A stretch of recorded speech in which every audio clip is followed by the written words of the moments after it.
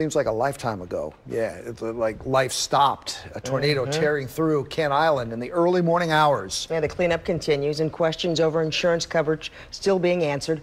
ABC 2 News' Don Harrison spent the day in the Bay City community as things are slowly trying to get back to normal. It's been nearly 10 days since an EF2 tornado touched down in Stevensville on Kent Island.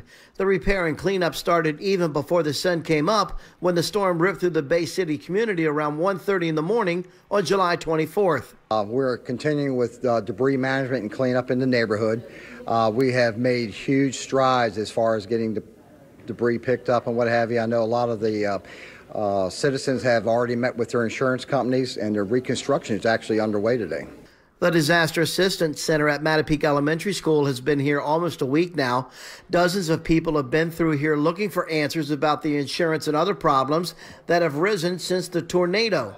Many of the problems were resolved quickly. Delvar Power in the beginning was one of the heroes.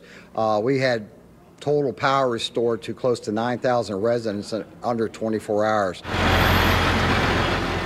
As the cleanup continues on Kent Island, the county is offering other ways to find information.